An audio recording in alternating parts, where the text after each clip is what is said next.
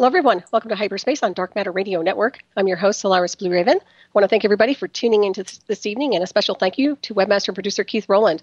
And my special guest this evening is John Lear.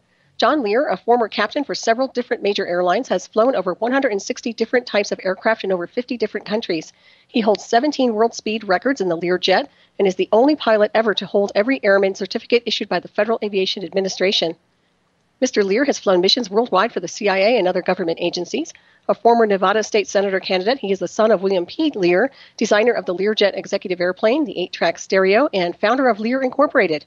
John became interested in the subject of UFOs after talking with United States Air Force personnel who had witnessed a UFO landing at Bentwaters Air Force Base near London, England. And his website is www.therealjohnlear.com. And please welcome John to the show this evening. How are you, John? Good, thank you. Good. It's great to have you on and an honor to have you on. I'm very pleased to have you on board tonight. So thank you for joining all of us. And thank you. Yeah, there's so much to talk about, and you are a wellspring of data. I mean, you're just one of the original, supercomputers of the world, I guess. So tell us about where you've been. And I know you've also worked on, you have an upcoming film called Immaculate Deception. That's produced by Jeremy Corbell. Is that going to be launched anytime soon? Yeah, that'll be out in a little over 6 months. Okay, great. We're in editing now. Yeah, I saw the trailer to that. That's quite a trailer. You know, the teaser. It's pretty neat. So, well, tell me about what you've been up to. Well, just lately, my first love is the moon and all the stuff that's on the moon, and trying to find better photographs of all the stuffs up there. I estimate that there's 500 million people that live up there. They're human like us, but they aren't from Earth. They're from someplace else, and I don't know where that is. They're a lot more advanced than we are. They have a lot more technology than we do, and they live mainly on the surface of the moon. Under the moon, there's other places. That's where the Greys operate. The ones that do all the abductions Earth here have their laboratories underneath the surface of the moon. There's great big huge caverns, as there are on Earth, but they use the ones on the moon, and I don't know what the ones on Earth are used for. Anyway, gathering pictures, I get my collection from the Lunar Orbiter series, which was 5 rockets were sent up with cameras to orbit the moon in 1965, 66, and 67. They took thousands of pictures, and they were allegedly trying to find the proper place or the best place for the Apollo missions to land. Of course, as we know now, the Apollo missions were a complete hoax. Nobody ever went to the moon. Nobody ever even orbited the moon. But those pictures were taken and in a 16 by 20 format and sent electronically back to Earth. Now, in those days, the NASA apparently didn't realize how much stuff was on the moon. And they did do a little bit of airbrushing, but not completely. So the great pictures that I've got showing spaceports and buildings and mining operations and vehicles and bucket wheel excavators, all that stuff, they didn't airbrush, mainly because it was too small for them to see. They had no idea in 1965, 66, and 67 that in 2010 or 2014 that we would have desktop computers that would be able to enlarge that by a factor of 10. And we can see that real easily now, but they couldn't forecast that back in 1965, 66, and 67. So that's where I get my good stuff. Now, starting in 1970 is when they started seriously airbrushing and digitally removing all the stuff that they don't want us to see, which is everything. They want us to think it's just a barren land. There's nothing on the moon, and all that nonsense we heard from the alleged astronauts that went up there saying it was bare and there was nothing up there. That's all nonsense. It's chock full of civilization, as all the other planets in our solar system. And there are 40 other planets that NASA hasn't. They've told us about 9, but there's 40 other ones that are orbiting, and they're hidden by gigantic mirrors.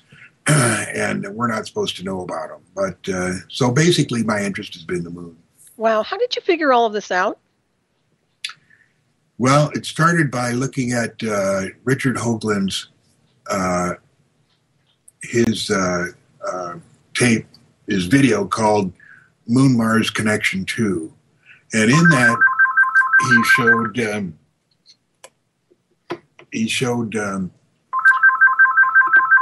whoops, I don't know how to cut that out.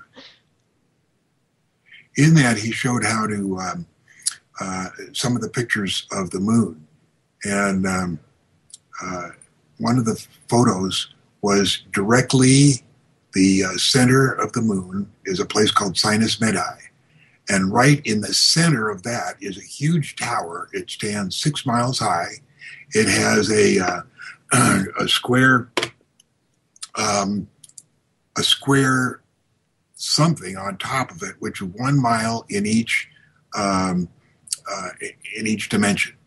So it's a cubic square, 1 mile in each dimension on top of this thing. And I was so interested in that, who could have built that, and what it's doing there. So that's how I started. Wow, that's really fascinating. And what about the species? You mentioned that they're not from here. So are they trying, or have they established communication with us here from the moon to the Earth? Apparently we have. Howard Menger, in 1956, he lived in Los Angeles, and he was just a part-time amateur astronomer. And they made contact with him, and they took him to the moon for 2 weeks and gave him a tour of the whole thing, put him on a train, took him all around the moon, and then had a great big party before he left. And when he came back to Earth, he was scooped up by the Pentagon, and he became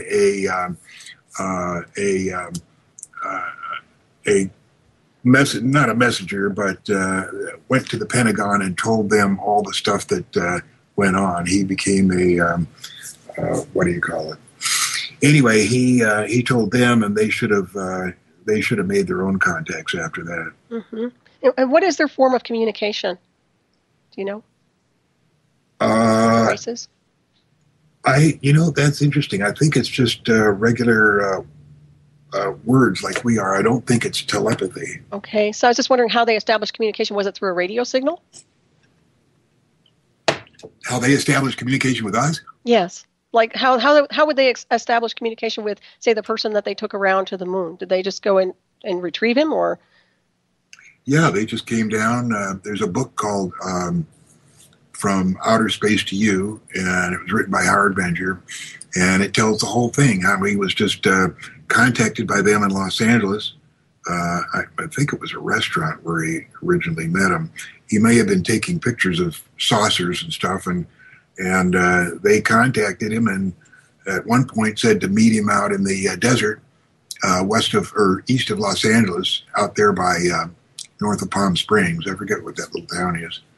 But they went out there and they picked him up, and they took him up to the moon for a couple of weeks. Wow, I would like to go to the moon. That sounds like fun. So obviously we do have a black space program that's not being talked about. Now, what is the intent behind just faking everything and hoaxing the moon? Why on earth do they keep perpetuating this lie?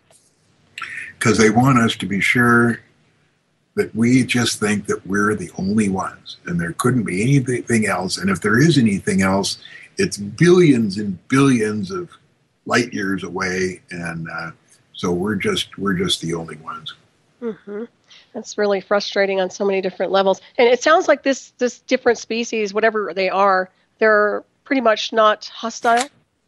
No, they're not hostile. They just have their own thing. They have a trade that goes on with the other planets. They have lots of they do lots of mining. They do lots of growing of farming, and their vegetables are absolutely unbelievable. I mean, anything that we have, they have stuff that's like 10 or 15 times better, larger, tastier.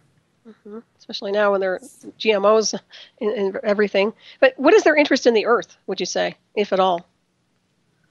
They don't have any interest in Earth, except they pick up a few people And by a few, I'm sure by now that it's been thousands of people, but most people don't even talk about it because they know nobody's going to believe them. Mm-hmm. Yeah, I hope that changes. So do you ever get the feeling that some demolition was done on the moon in order to maybe remove evidence of archives, ancient artifacts, or anything like that? There's been a lot of demolition on the moon. What it's for, I don't know. But one of the ways I really originally found out about the moon was there's only 2 or 3 photographs that were taken prior to 1960. And one was, I think, a Yerkes observatory photo. And it has it was taken in 1946. And it has a picture of an explosion up by a crater called, let's see, it's called, forget what it's called. Anyways, to the north west of the moon up there, and it was a huge explosion, and it went to about I'm sure that it was like 30 kilometers in diameter, and it went to the top of the atmosphere. Now the atmosphere is only about 15,000 feet up there because it's not very dense. It's breathable, but it's not very dense. It doesn't go up like the Earth does up to 40 or 50,000 feet. That's why when you talk about air on the moon, they say, oh, well, if there was air on the moon, we'd be able to see it in an occultation. And that's not true because it's so it's not dense enough to make for us to see from Earth during an occultation. Right. And what's your take on the magnetic field of the Earth collapsing? There's any truth to that? No, I haven't heard that. But, okay. Yeah, I've heard that it's getting weaker, that our magnetic field is actually getting very weak right now. So I was just wondering what your impression was, if anything. No, I haven't heard that. Okay, well, that's good to know.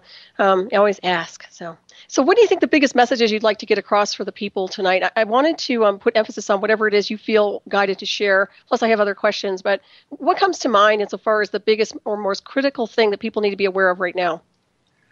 Number one, you don't have to worry about most of the stuff that goes on the Earth. All you have to worry about is that you live your life with integrity and without envy, hate, or greed, and that you express your love to your family each and every day by hugging them and kissing them. And it's just not a hiya honey as you're going out the door. It's really letting them know that you love them. And that's all you have to do. That's all we're on Earth for, because we've all lived many, many hundreds of lives before, and we're down here on Earth because apparently we made a mistake. All of us made a mistake at one time or another in a previous life, and now we're down here to learn to live our lives with integrity and without envy, hate, or greed, and that's all we have to do. Now, when we die here, we're met in the reception room. As a matter of fact, who just passed away? That computer guy. See if I can remember his name. Joe. I don't remember, but he passed away about 8 months ago. Very famous computer guy. His family was standing around his room, and about a minute before he expired, he goes, "Oh wow! Oh wow! Oh wow!" And what he was seeing was a reception room, and you get to the reception room when you pass away, and you're met by, if you believe in God, you're met by God. If you believe in Jesus, you're met by Jesus. If you believe in Buddha, you're met by Buddha. If you're met by anyone else, whoever you believe in. Now, I will be met by the Great Pumpkin because that's who I believe in. Yeah. But you're met by that person, and you're reintroduced to all the people that you knew in your previous lives. And there's many hundreds of them. And you get to spend about a half an hour to an hour doing that. And then they take you into a room, and you're shown in great detail, four-dimensional, all the wonderful and loving things you did in your life. And then you're shown all the nasty things you did in your life. And there's so many things that you're shown, you can't believe that somebody would be able to record it in such detail with stuff that you thought was your only secret.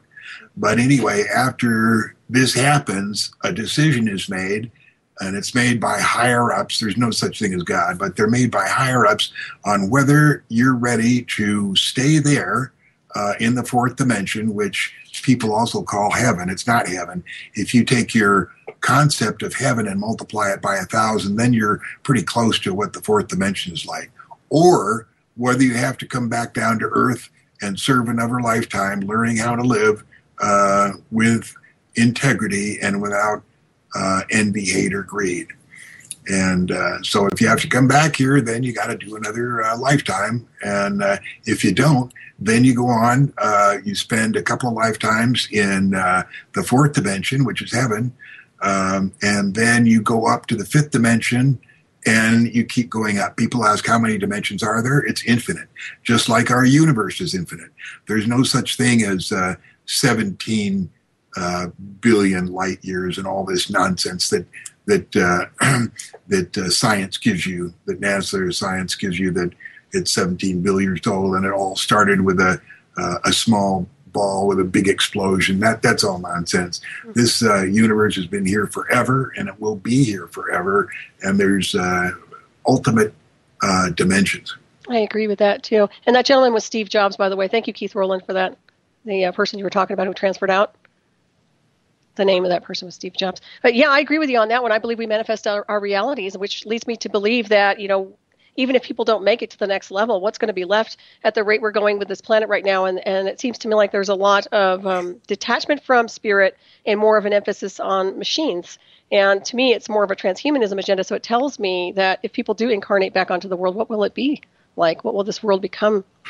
Oh, it'll always be there. There's the challenges that we get are manufactured by the ETs, and they do all of this, and nothing's drastic going to happen to Earth. They'll make a few things happen, but there'll be no asteroid collisions or any of the bad things we hear about. Just all kinds of stuff. None of that stuff will happen. The Earth will always be around here. Right. It seems to me like it's kind of a playground for people who have a lot of money to, even with the Black Space Program, to just kind of do what they want. And then everybody else is kind of being slept along the way. Now, I'm not sure what your impression is of that, but I've noticed a lot of people appearing that they're just not awakened to what's really going on here on this world. But as you said, maybe it's just about love anyway. So maybe they don't need to be awakened. 99% of the world is asleep. And that's fine just where they are. They eventually will wake up, but it won't be today. It probably won't be tomorrow. But those of us who are starting to wake up get to take advantage of this information I have and go for it. I think that's awesome. And what is the most exotic aircraft you've ever personally flown? The Lockheed F-104 Starfighter. Nice. It's so old. Let's see, how old is it? It must be over 50 years old. But it was our first supersonic fighter, and it's always been my favorite airplane. I never thought I'd get a chance to fly it, but friends of mine down in Tucson, Mark Sherman and his wife own a private F-104 that they restored completely. It's absolutely immaculate. And I had a friend of mine, Daryl Greenemeyer, who was a Lockheed test pilot on the SR-71.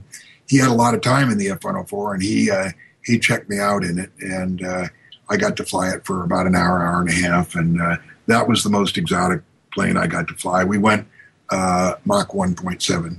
Oh, cool. That sounds fun. Wow.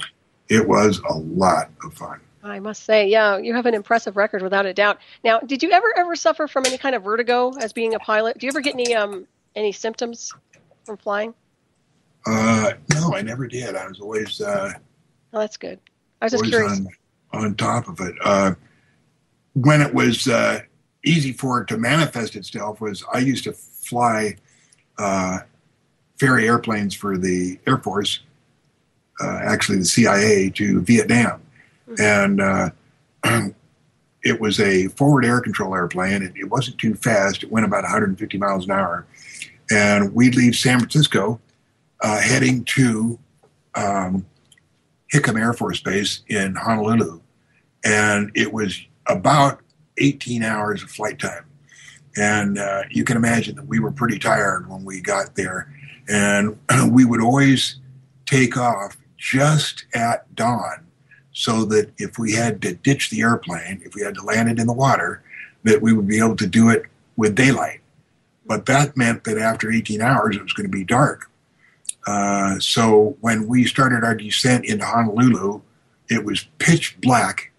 And and the ocean, there's not many lights around Honolulu. Mm-hmm. And making the descent there, it was a very, very trying. It took all your skill to stay on course and to stay right side up after 18 hours of flying and to make that descent into Honolulu. So that's when vertigo could have manifested itself, but it didn't.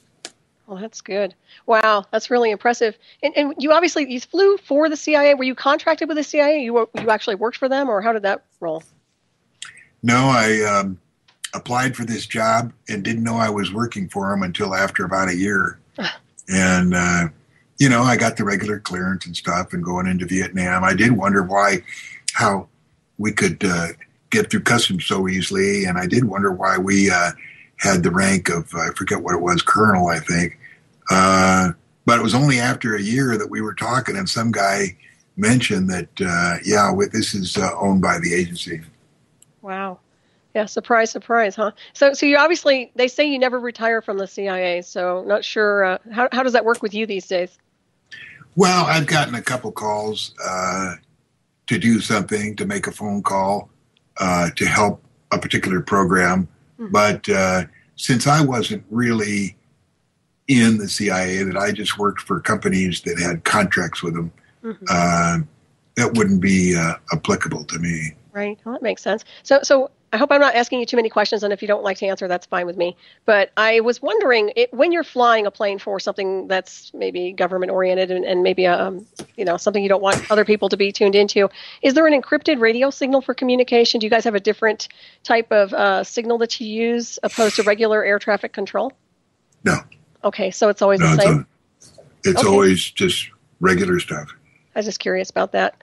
And so we're going to switch gears over to the exotic craft a little bit, but I was going to ask you about this. What is your take on symbiotic relationships with UFO craft or exotic craft in general? So insofar as an interconnection between the pilot and the craft itself. Well, like the ones we recovered at Roswell, they're commanded by a person who just sits in a chair with his hand on a little kind of a handrest, and the saucer takes its information from his brain, how to make it go to where he wants it to go. Mm-hmm. Now, we've seen. I had a friend of mine that worked up at Area 4 S4 Area 51. And he watched them fly just outside the hangar, but he didn't see what controls were, because when he was allowed in the airplane, there were no controls at all. It was just the floor and 3 seats, and that was about it. So we don't know how the commands were given from the pilot to the craft. I'm curious because I'm not sure how much you know about the psychotronic warfare program and synthetic telepathy, but I do know a little bit about that because I've been inducted back in 2004. But I will ask you, with that type of technology, I know that they're capable of basically it's consciousness through motion. So basically, if you manifest, you're thinking something, you can create it. So I'm thinking that the artificial intelligence interface with the test pilot or the pilot would have influence over the craft. Does that sound familiar to you at all? Oh, absolutely. We've had that for 10 or 15 years, okay. Been able to do that. And why aren't they using that more and more each? Is it just something that's for the Black Space program, or? Well, I'm sure they do use it more and more. We're not told about everything they got going out there. Yeah. Most of the wars we got are just to test new equipment. It has nothing to do with spreading democracy. Mm-hmm, exactly. Yep, that's very true. And does the CIA have any connection to the Black Space program at all, or influence? I don't know what they have connections to. It's really bizarre. Like the head of the CIA, he'll know nothing because he is an appointed official, and they don't give clearances or very high clearances to appointed officials, like the President of the United States. He doesn't have a very high clearance because he's only going to be there for 4 years, maybe 8 years, and he really doesn't have a need to know what's going on. So the way clearances used to work, and this I'm talking about the way they worked 20 years ago, is the lowest clearance you could get was top secret. Above that, there was 28 levels of top secret crypto, and above that, there were 10 names, each name higher than one division higher than the one before. The top being majestic. So the President of the United States would have had, like, say, top secret crypto 17, but he would have been told about all the stuff that's in 17. He would have been just told about stuff that he really needed to know about. And so that's the way that worked. That's really interesting. So who actually does control the Black Space program? Who what? Who controls the Black Space program? Well, that's what we'd like to know. We'd like to know who controls it, who's in charge, and what the ultimate, what they're after. Right. And there's lots of speculation about what happened, particularly after the war, World War II. Actually, just before World War II ended, the Germans came to us, and they knew that we had developed an atomic bomb, but we didn't have the fuel. We didn't have the plutonium. We couldn't make it. Now, Germany, could make the plutonium, but they couldn't make the bomb. So they came to us when it was obvious they were going to lose the war, and they said, we'll give you the plutonium that you want to bomb Japan with, to make the bomb to bomb Japan with, if you let 3,000 of the Nazi SS and scientists into your country after the war. And so we said yes, and that was Operation Paperclip, and it was run by John Foster Dulles, who was Secretary of State, Allen Dulles, who was head of the CIA, and Eleanor Dulles, their sister, who was head of the Berlin desk. And between the three of them, that's how all those 3,000 Nazis got in, and basically that's how they were able to take over. They took over NACA, which became NASA, and they took over Bell Helicopter and a lot of major companies. So the question is now, how far did their takeover go, and are they really in charge now? Mm-hmm. We know that Hitler didn't die in Argentina, or first of all, he didn't die in Germany, that he escaped to Argentina, and that he died in the United States in 1968. So did he have any control over all the SS that came into the United States? And really like to know who's in charge. Mm-hmm. Yeah, that definitely sounds like they've bled through. It seems to me like they never lost that war. A lot of people will argue that, but to me it seems like the Germans did win, because if they went into the underground, and of course they started reverse engineering exotic craft, and I'm wondering how much they've done with reverse engineering with quote unquote extraterrestrials, their version of an extraterrestrial that's been engineered to appear as a real McCoy, so to speak. What's your impression of that? Well, they had closer contact with ET than we did, and they were supported and given craft by the ETs, and I don't know what happened. I think those craft went to Antarctica, and they were either more developed or whatever. I'm not sure what happened to them. Yeah, it's really interesting. It makes me wonder, with an agenda such as they had back then, towards mass extermination, or at least what it seemed that way, why on earth would an off-world species give them that kind of power? I mean, I'm just wondering. What was the question? Well, but basically, with the agenda of the Nazis, I mean, it's sterilization or basically just taking out everybody on Earth at some point in the continuum. Why would an extraterrestrial give them that kind of power to even make the agenda go full speed ahead? Oh, it would have been an extraterrestrial civilization that had the same goals. Really? So do you believe that there are actual extraterrestrials out there that do want to just kind of take out other species? Well, I'm not sure that's what they had in mind. I think they had, they were trying to improve the species. Mm-hmm. We hear that all men are created equal, but obviously that's not true. And that's, they have made, Hitler may have been trying to improve on that. Mm-hmm. Yeah, I agree. I think that's all part of the transhumanism agenda also. But at the same time, when you talk about souls and spirits, it tells me that we're all star beings and we're all celestial, whatever you want to call us, extraterrestrials and matrices here on Earth. So we all have that identification, so to speak, as an off-world species. So maybe that's where the conflict is. Maybe there are different species here on this world that there's some kind of internal war going on. I don't know. I'm just speculating. I was just curious what your impression was. Yeah, that's right. And that's why we don't need to worry about that. We need to worry about our own selves. We're not here to change the world. We're here for the world to change us. And that means that we have to live our lives with integrity and without envy, hate, or greed.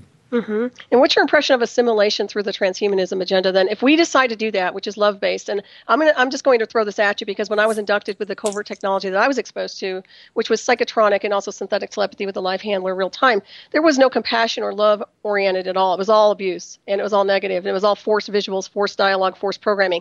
So my question to you is, where do you draw the line between that in having a good life when there's an agenda like this going on and people are being inducted? Well, what do you mean? Where do I draw the line? Well, where would you draw the line? How do you separate that kind of an agenda that's designed to pretty much take away love and spirit and replace it with something that's just inanimate and really there's like no soul, no heart, no nothing there with technology? Well, just ignore it. It's just you're here to learn how to live with integrity and without envy, hate, or greed. Forget about all the rest, the wars and the rest of the stuff.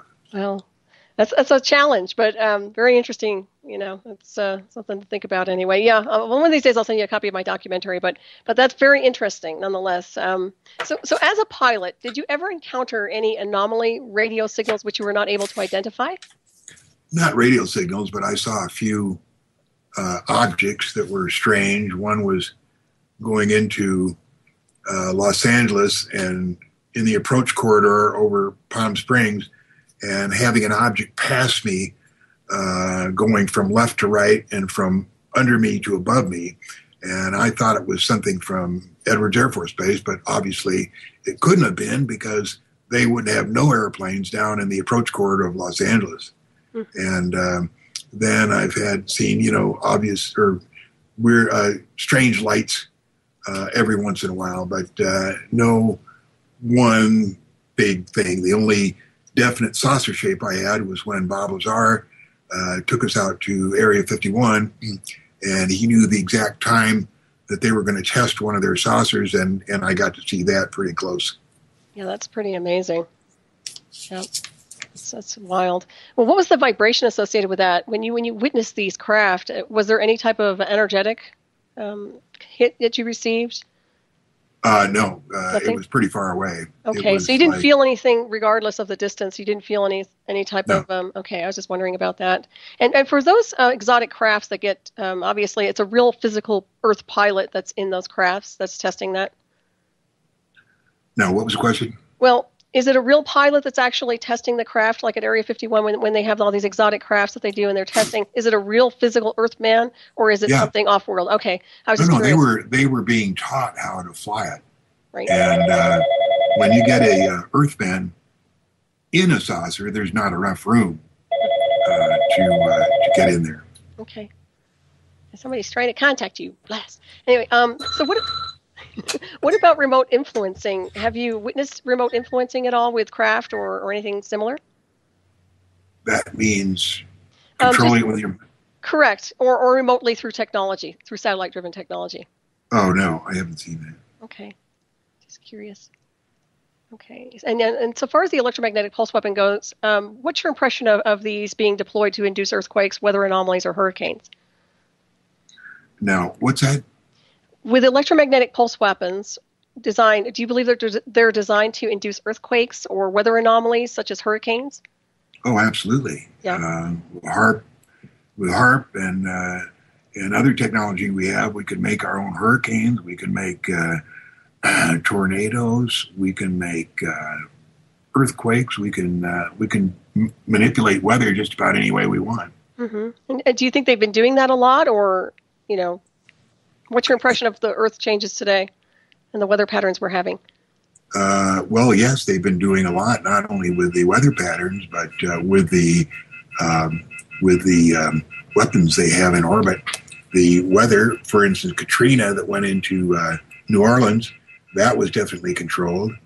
And when they did 9/11, the weapon that they used to destroy the World Trade Center 1 and 2, it needed a hurricane to activate the weapon.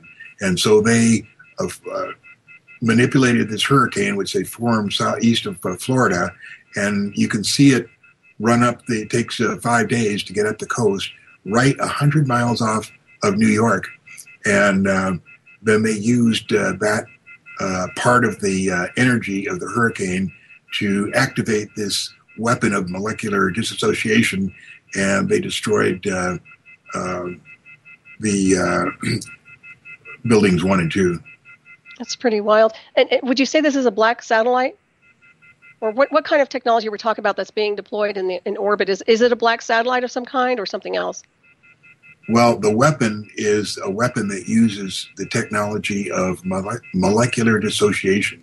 Mm-hmm. And what molecular dissociation does is it dissociates or takes apart the makeup of concrete and steel and just turns it to dust. That was all the dust that was floating around Manhattan.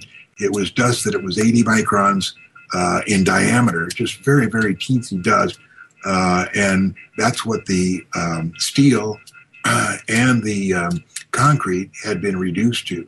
And that's the weapon. Now there's apparently about 24 of them. There's 24 satellites up there. They orbit the Earth. There's 2 command and control that are operated by the Navy. And these have all been built in the past few years and used for various things, like the Murad building. That was the same thing, weapon that they used at 9/11, but it was only at half charge. And you can take pictures of the Murad building and put them next to pictures of the 9/11 buildings, and they look identical. And the same thing is, let's see, they had the Murad building. Yeah, they have these weapons that can do just about anything they want. Mm-hmm. But now, the whole... go ahead. I'm sorry. Go ahead. Recently, we were just talking. I thought that I heard that there's this mudslide in Colorado, 4 miles in length, and they're saying it's a mudslide. It's not. At least the pictures I saw on video show that it's been melted by, obviously, from something from space has been done to melt this 4 miles of mud. Mm-hmm. The other thing about the World Trade Center is when they activated this weapon of molecular dissociation, it's the first time they had tried it at full power, or at least the power that they had. And what happened was that they didn't realize that when they turned it off, that the type of result they were looking at was non-self-quenching. In other words, it wouldn't turn itself off. It just kept going. It kept going, disintegrating. So that when 9/11 was all over, and 2 or 3 years later they started to build buildings, those buildings would disintegrate because they were on the same ground as where they had fired the weapon. So it took them 4 or 5 years to realize that they wouldn't be able to build on that anymore. So they built a reflecting pool on the exact ground that buildings 1 and 2 sat on. And they told everybody that the reflecting pool was just a memorial to those that had died, but actually that was just to hide the fact that this thing was not self-quenching, and it kept going on and on and on. And the only way to hide it was to put a reflecting pool over it. Oh my goodness, that's really incredible. Do you think that's more of a Tesla technology? It sounds like a Tesla technology. I'm sure it could be, yeah. What you're describing there, it's just Yeah, that's pretty intense. So they obviously have the capability to do a lot of damage on this world. And to me, it seems like they're just playing with their toys right now. What's your impression of that? Yes, they're playing with their toys, and the deal that they made with the ETs who gave them the toys was the ET says, we'll give you all this cool stuff, but you have to help us keep our existence a secret. And so whoever's in charge said, oh, yeah, we can do that. And so they're helping the ETs keep their existence a secret. That's really, really wild. So which ETs are we talking about, or we don't know, or you don't know? We don't know. There's several species out there. The ones that are not all that, the ones that want to keep us in the dark are the ones that are in control now. But out in not very far away are the good ETs. And eventually they will be able to move in, take over, and start giving us some cool stuff that we can actually use for our own benefit. Mm-hmm. When that'll happen, I don't know. Like I say, none of that is really us to worry about. We only worry about our own self and learning to live with integrity and without envy, hate, or greed. Mm-hmm. That's like the Zen master in you. That's a good message you have, by the way. And I hope everybody pays attention to that. It's really hard, though, I will tell you, as someone who's been an investigator and done a lot of research and also been a test pilot for some of this crap, it's really hard to tune out some of the stuff that they do that's detrimental, that's not supportive of spirit. But I do understand where you're coming from, without a doubt. And I do think that's a good option. I mean, love is very important. And my goodness, without love, what do you have, right? Right. Yeah, that's so true. So I guess we need to spread that energetic a little bit more around the world. So you're working with the well, not with the ETs, but obviously with CIA contracts. Did you ever subject yourself, or were you subjected to any form of mind control or erasure? Of course, you wouldn't know, but I don't think so. Okay. But in that kind of instance, you wouldn't know whether you were subjected to that. Yeah, I was just wondering, and obviously you probably don't recall any type of screen memories or anything like that, or anything unusual? No, I was just, a pilot that flew different contracts that they had, and doubtful if I was ever worth mind controlling over. Well, you seem like you have a lot going for you. I mean, obviously, just kind of taking a look at you and where you've been and all of your wisdom and research. Now, you obviously know how to decode things when you're looking at photographs. Where are you getting your data from? Where are your sources from? And how do you analyze these photographs that you're visualizing or seeing, rather? Like I said, I take my photographs from the Lunar Orbiter series that were taken in 1965, 66, and 67 in orbiting missions around the moon.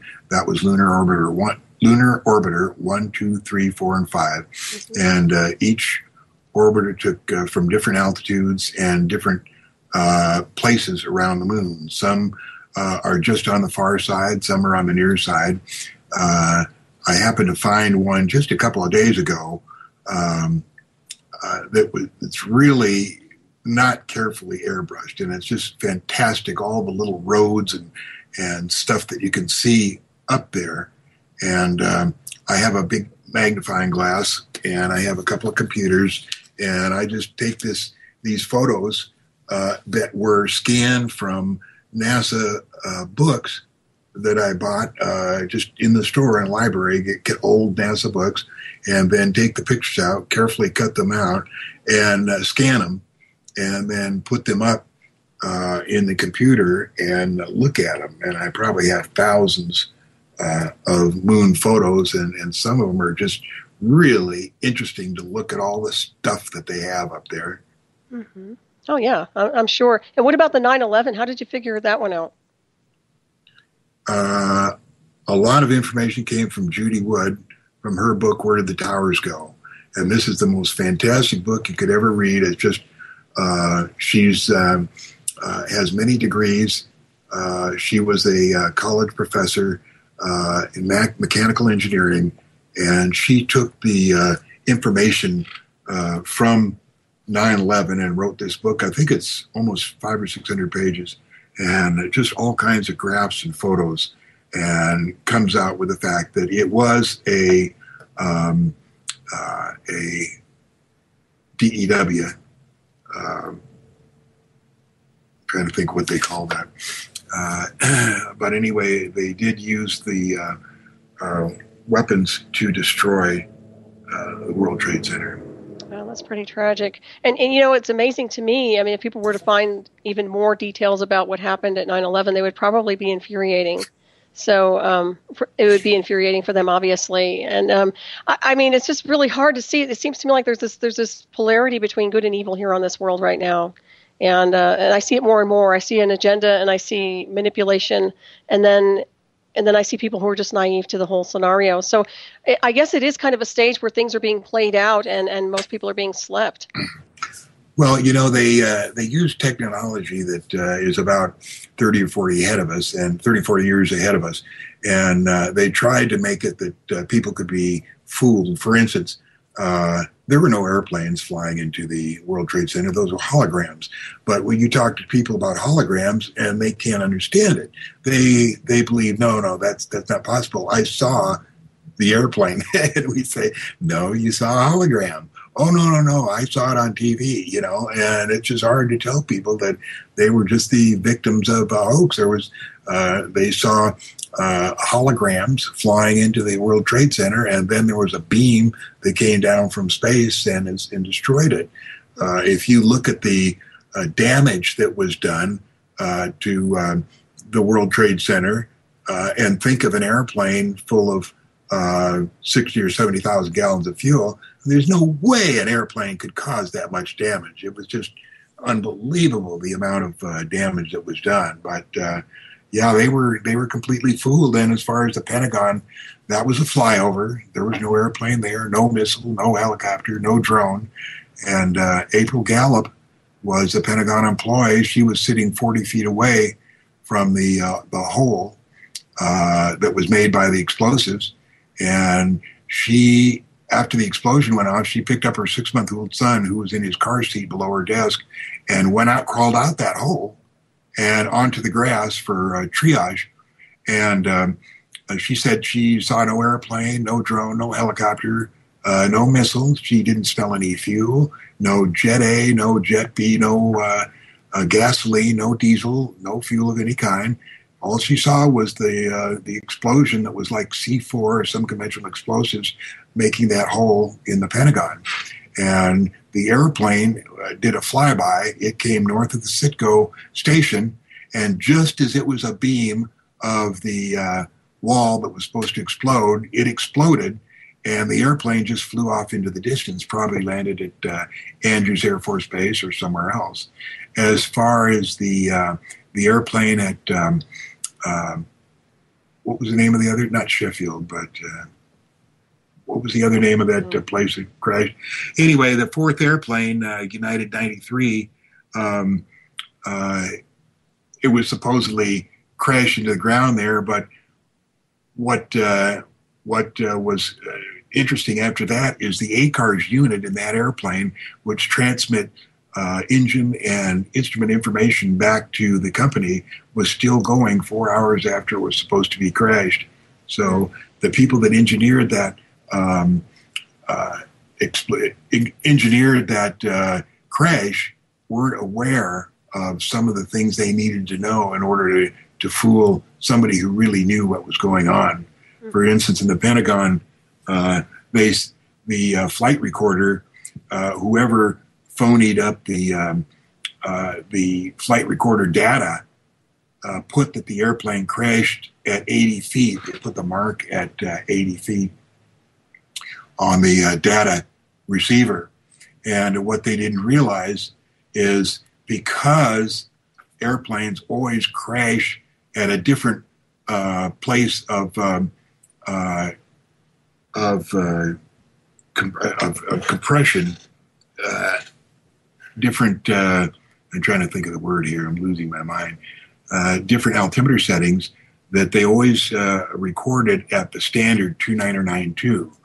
And so they didn't realize that the 80 feet would be recorded at the pressure on that day at that time, which is 3022. So when you take those two figures and add them or subtract them, you have that the airplane was actually at 400 feet above the Pentagon. But they didn't know that. They didn't know how it was recorded or how it was reduced. So it was easy for them to make that mistake. That's really fascinating. It's no question that people died in 9/11, but the holographic design is quite interesting. Now, obviously, we do live in a holographic world and universe. Would you agree on that? Absolutely. Yeah. So, and of course, with that being said, anything is possible if you know how to navigate with the right frequencies. And it seems to me like there are a lot of good, I don't want to call them tricksters, but they obviously know what they're doing. High-tech sorcerers, I guess you can call them, when they're out there doing their thing with this manipulation factor with technology. So nothing surprises me these days. Now, some of that technology you're describing, does it have anything to do with the SDI, Strategic Defense Initiative, that was initiated back in the 80s? Yeah, all of this does is because SDI was really a weapon that we thought could help us get rid of the aliens. But they didn't realize that the aliens made us, and there was no way that we could get rid of them. And so they made fantastic weapons, but instead of getting rid of the aliens, they started getting rid of various undesirables on Earth. Mm-hmm. That's really interesting. So no chance of people like government personnel being under a form of mind control, which is making them believe the aliens are the enemy when in fact it's actually a covert intelligence program? Oh, absolutely. There's all that stuff that goes on. Well, that's what I mean. So the aliens may not be aliens at all. They might just be underground, the controllers in the underground, creating the visuals like through psychotronics or whatever. A lot of people say they've seen this and that, and I don't discount that. I obviously know there are other life forms out there, but how much of that is psychotronic visual versus real encounter, would you say? Yeah, right. Well, there's definitely aliens, but they do use that mind control. Right. They used it on Bob Lazar when he worked at S4, and that's one of the reasons he didn't go back is because the last 2 trips he made up there, he could remember going up the steps to the 737 to go up to Groom Lake, and he could remember coming down the steps, getting off the 737, coming back from Groom Lake, but he couldn't remember anything in between. And they've developed the mind control so efficient that they can erase anything they want in the mind. Mm-hmm. I believe that, without a doubt. That's really disturbing on so many different levels. I can see why he resigned, That'd be kind of weird if you didn't know what you were doing all day long. Yeah, the fun of working up there, the joy of working up was enjoying the technology. And if you can't enjoy the technology, what's the point? Right. Yeah. And I'd like to believe that there are good guys in those undergrounds and at S4 and Area 51, and they're not all a bunch of creeps. But what's your impression of the staff there and the people that do work in those areas? They are, and a lot of them used to contact me. But in 1990, there was some big change up there, and they started doing lie detector tests every 90 days. And for a while there, the first question on every lie detector test was, do you know John Lear? And have you talked to him in the past 6 months or something like that? Oh, geez. Are you kidding? No, that's a true story. Oh, wow. That's really interesting. Did they consider you to be some kind of a threat? Yeah, because I knew so much, and some of the stuff I knew could have only come from insiders. Right. Well, you never got to tour the facility at all? No, I never got to tour. Maybe you just don't remember. Maybe you're an ET. No, I would have never been in a position or any place to have gotten near the facility. Wow. So obviously Bob Lazar was hassled a bit about what he knew and not to come forward with too much data. Did you ever get harassed at all too? No. Okay. Not really. Bob was the one that got harassed mostly. That's too bad. Yeah, it seems like it's more of a passive harassment, though. I don't really know if they'd actually. Do you believe that they're more like passive harassing versus really doing anything that would be lethal? Well, they shot out the tire of his car, and but after that, there was nothing but like passive harassing. Yeah, that's what I see. I see it more of a game that they're playing out, but they really just never fulfill it. Now, I don't. Obviously, that's what I see. But anyways, so insofar as Bentwaters go, now, what's your impression of that? And do you feel like that was a reverse engineered craft, or was that the real thing? You say Bentwaters? Yes. Yeah, Bentwaters was a real craft, and I talked to Larry Warren at length. As a matter of fact, I even paid for his ticket to come out to Las Vegas, and we were on the Art Bell show. And I haven't talked to Peniston or the other guys, but yes, that was a real craft, and it's been they've attempted to cover a lot of it up, but it's gotten out. Mm-hmm. It certainly has. Yeah, it's full speed ahead, and they have very good recall. I mean, a lot of them do. They've documented quite a bit. So, what is your internal radar say about the numeric codes, the 1001? I think that's an escape code for computers. But what do you see when you see some of the information that they've been relaying? I don't know. I just heard about a week ago. Okay. Yeah, I've been looking at that also, but to me, it's definitely computer based. So I just find it very interesting. What's your impression of the artificial intelligence design that supposedly is the supercomputer design in the underground bases area? I'm not sure I know too much about that. What is it that? Well, it's basically an array system that's capable of using a lot of different types of communication, including synthetic telepathy, and being able to interface with anyone on the globe simultaneously. Okay, well that's us. That's not ET, right? Right. Yes. Absolutely. Yeah. Right. Yeah. I was just wondering if you were familiar with that at all. Okay. Not that much. Not that much. Do you know anything? Oh, come on, John. No, I was just kidding. Let me know. I'm just running questions at you, so we'll just go full speed here. We're going to head for a break in about 4 minutes here. Just want to give you a heads up here. But how long is the break? It's going to be about 3 minutes, I suspect. Okay. Yeah. So with the reverse engineering, with all of this being said, obviously they have a very, very secure underground, which is mostly, I would say, our stuff that's been reverse engineered with a version of an extraterrestrial source technology. Would you say that's correct? Yeah. Okay. So what about the real crafts? What about the hardcore real designs? Do they even exist anymore? The real ET stuff? Yeah. Oh, yeah. But not there? Or where would you think they would be? Well, that's it. It was at S4 20 years ago. Where it is now, I don't know. But they had 9 different types that all had the same propulsion system, with all different shapes. So there was a question of how that could be. Well, what about the propulsion system? Now, what exactly do you think is driving the propulsion system in general? Okay, well, the propulsion system is an antimatter reactor. And what they do is they take element 115, which is shaped like an arrowhead, and they shoot protons into it, which bumps it up to 116. 115 is stable, but 116 is not. And when they bump it up to 116, it immediately decays and throws off 2 things. One is antimatter, which they use to mix with matter and make heat, which they feed into a thermionic generator, which makes positive voltage.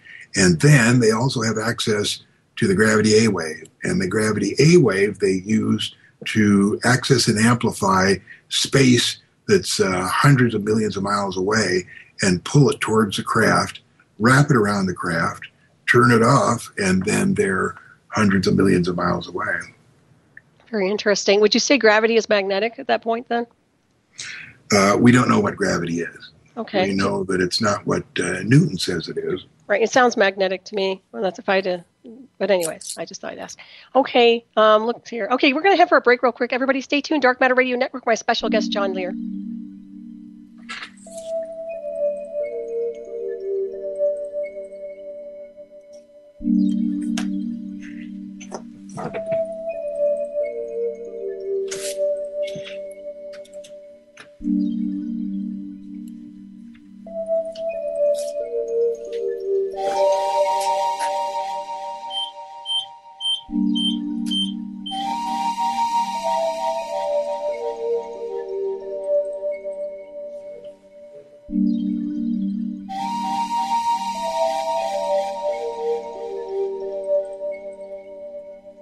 Welcome back, everybody, to Dark Matter Radio Network. I'm your host, Solaris BlueRaven, and I'm here with my very special guest, John Lear. And what an honor it is to have you on tonight, John. Thank you again for joining us this evening. It's been very informative and very appreciate you being here. Well, thank you. Yeah, it's been really good to hear what you have to say. And I know you've been around the block more than once, for sure. So you've got a lot of data in your head. And I was going to, do you ever get to a point where you're just kind of burned out on the planet and you'd like to terraform elsewhere? Not yet. Not yet. Okay. Well, that's good.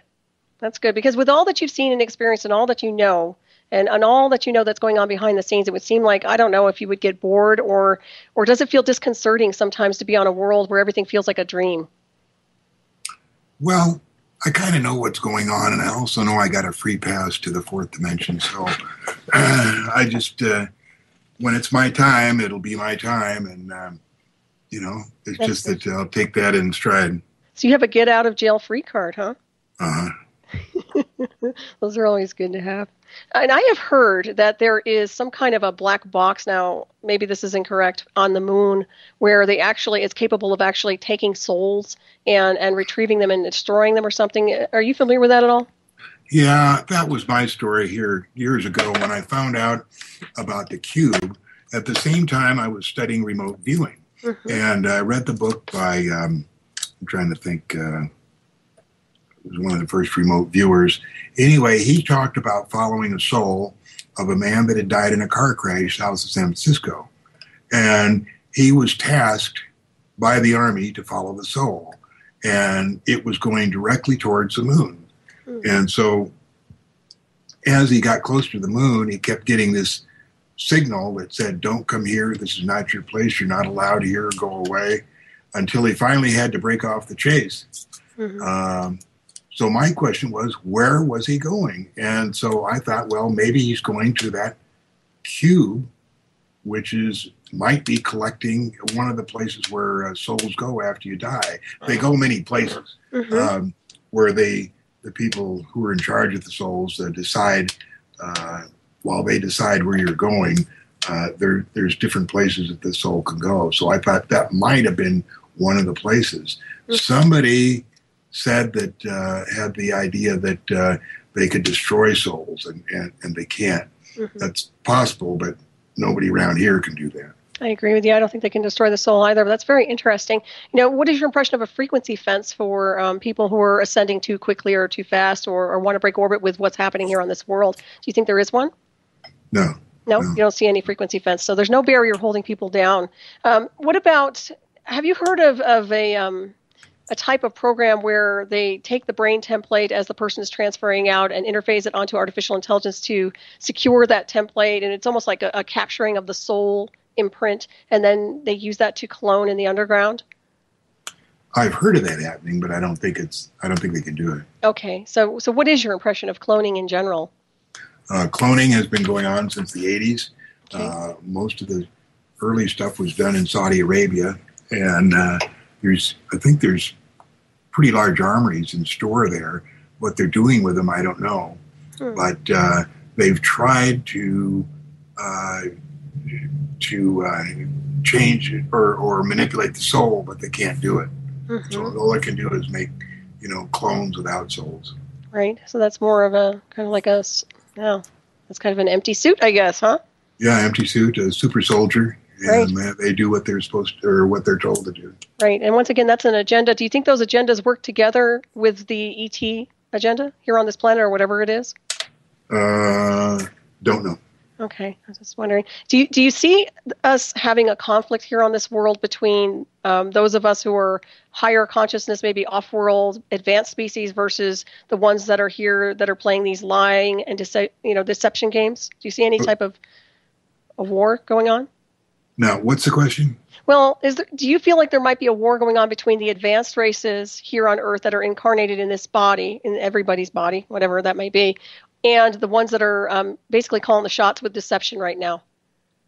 You're calling us an advanced race? Well, I believe that the soul is advanced, and that's what I'm looking at. No, this is we're. You don't way believe down that? the food. No, we're way down the food chain. Okay, you don't believe souls at all. What do you see as a soul? What is a soul to you? What does that represent? It's something that we're given at birth. It never dies. And we are learning how to navigate it. And while we learn how to navigate it, we have to learn how to navigate it with integrity and without envy, hate, or greed. And until we do, we don't get to go out in the universe like everybody else. So we're just down here in Child Haven learning how to operate it. Mm-hmm. Okay. And what about Mars? So obviously there are people living there, terraformed there. Are they from here? No, they're not from here. They're from Mars. there's 7 or 8 different civilizations on Mars as there is on Earth. Some are above ground, some underground. We hear that there's no atmosphere, and in fact, there's a nice welcome atmosphere on there. And there's lots and lots of people up there. And as there are on all the other planets, Saturn, Jupiter, Uranus. So everything's occupied.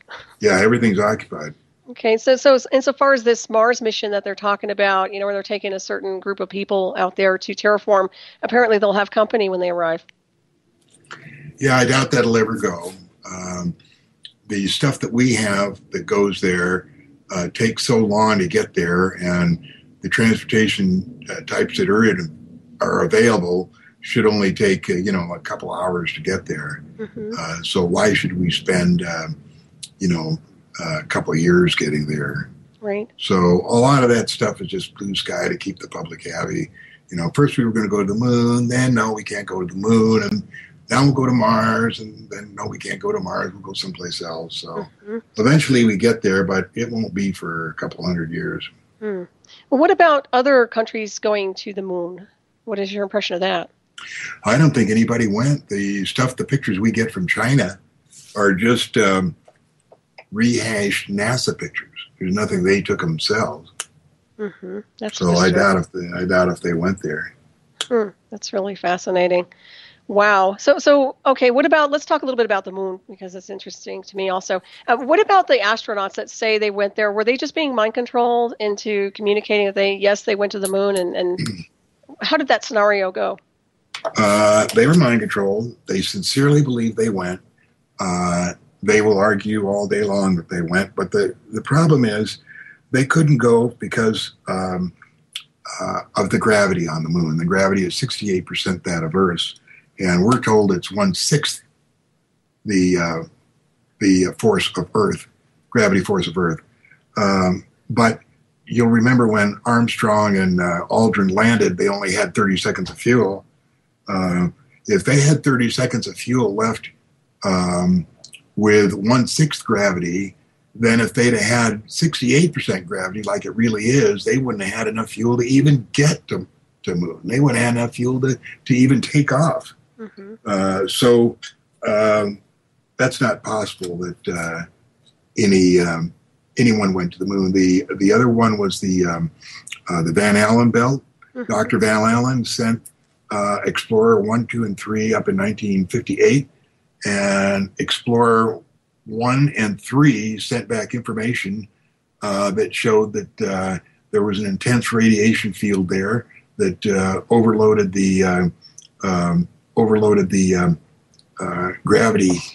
What do you call that? Gravity meter, whatever it's called. But it would be intense enough to, make very sick or kill a human being. So there's no possibility that with the protection we had in 1969, that we would have been able to go to the moon. Okay, so in 1969, did they have a black space program? Yeah, and that was when they started it, because they were using the money that they had stolen from the Mercury and Gemini and Apollo program. And the more missions that we allegedly sent, the more money that was available to the black space program. Interesting. So let me ask you this. Is it possible that these astronauts went through maybe a portal or maybe a Stargate, and didn't use the conventional method of a quote-unquote whatever little rocket they showed everybody, and used something else that was more exotic, and then were brainwashed into not remembering how they got there? Is there any possibility of that? No, because like you say, everything is just a hologram. Our whole solar system is just a hologram. So there's no place that they could do that kind of thing. Okay. I thought that would be kind of an interesting concept. So what about the personnel at NASA? Now are they all brainwashed, or are they just believing they're fighting the good fight, but they're not being told the truth? Or what's going on with them, say in the control room? Yeah, everybody needs a job. They need a paycheck. And if they start to bring up something, they're not going to jeopardize their paycheck by trying to force something. During one of the first Apollo missions, one of the people that was manning those computers in the mission control room went up to Krantz and said, the data I'm getting, all this does is it's just revolving. It keeps going around with the same data. And Krantz just grabbed him and said, "You don't like the way we do it? Then you can leave," and threw him out. And the lesson to everybody else was, you don't get a second chance here. If you're going to argue with what you think's going on, you can leave. Wow. Well, it almost seems like a prison planet, but you don't think there's a frequency fence. Do you think there's a prison planet here at all, or no? Oh, absolutely. This is a prison planet, along with many other thousands of Earths that are identical to this, and many other thousands and trillions of human beings are put on these prison planets to do what I told you, is to learn how to live with integrity and without envy, hate, or greed. That's wild. Well, I think it's easy to do that when you're not being controlled and manipulated by people in the underground. It might take, it's a little bit harder to be a Zen master when people are constantly screwing with you, if you don't mind me saying so. So, I mean, that's what I see anyways. And I do believe in unconditional love and all that good stuff. But I do see some strange weirdness here on this world. And I have, if I could choose to be someplace else, I certainly would. Let's put it that way. But you think that there are more than one prison planet, huh? Many? Yeah, thousands. In this solar system, or just everywhere? No, everywhere. Huh, that's very interesting. Because Earth, mankind is not just from this part of the universe. It's from all over. And the universe is infinite. So you can imagine how many other thousands and millions of Earth-type prison planets there are. Right. Well, for every oppression, there has to be something that's more of a liberation. So I always say, well, there has to be a balance there, right? Yeah.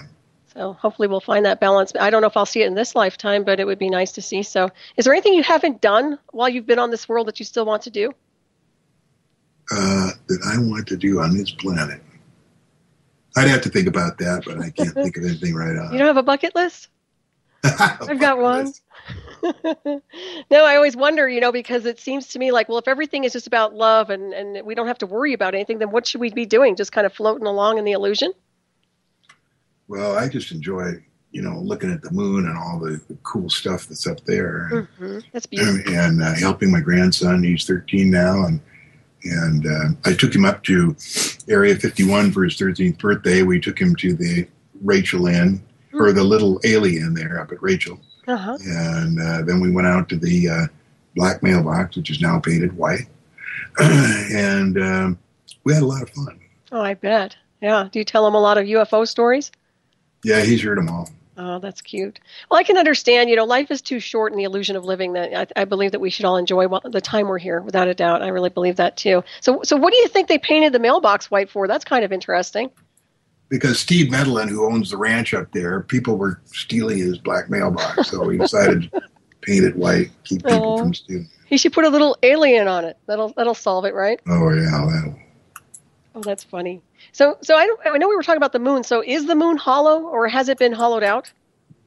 It's hollow like the Earth is hollow. It's not hollow like a tennis ball, but it certainly has huge caverns. And the inner Earth, on Earth here, there's 4 or 5, maybe more civilizations that live in the inner Earth. The reptilians live on the inner Earth.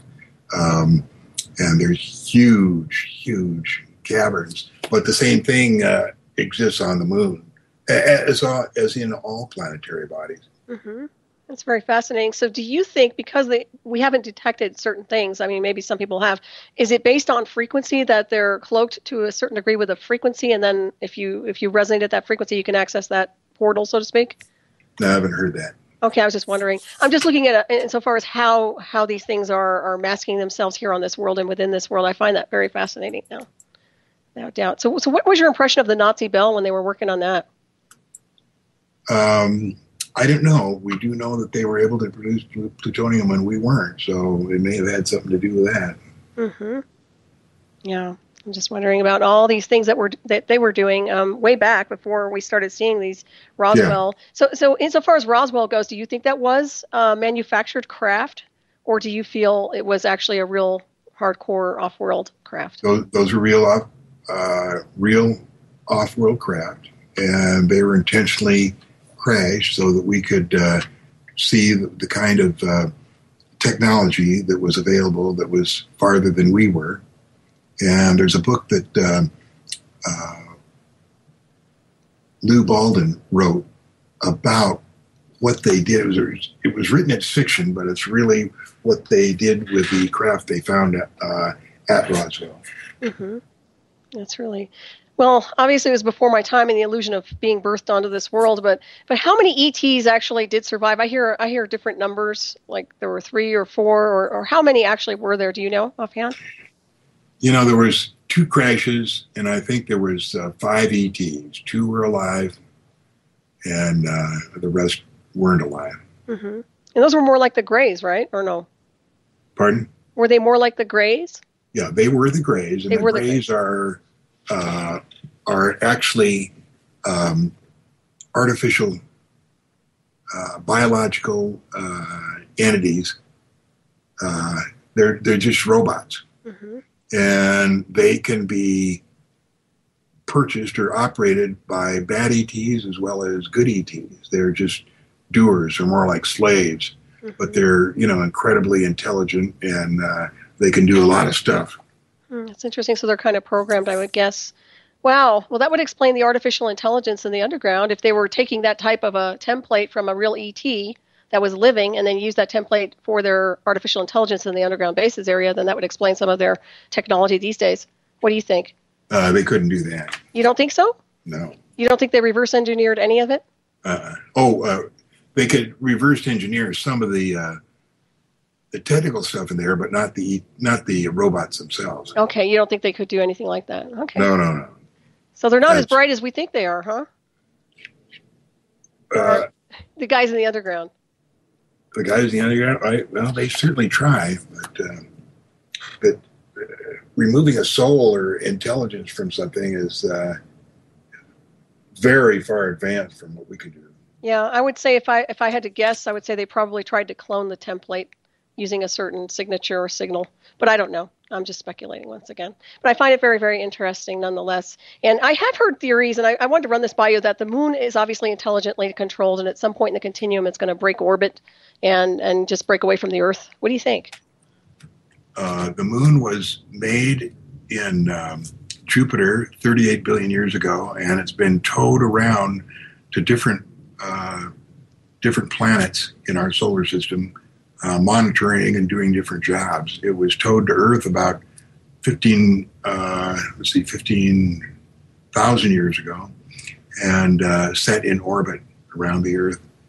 And it will be here until this, whatever they've got it doing is done. For instance, we're all abducted from the time we're born, and then once at 2 years old, once at 4 years old, once at 6, 8, 10, and 13 years old. And then after that, it's on an as-needed basis.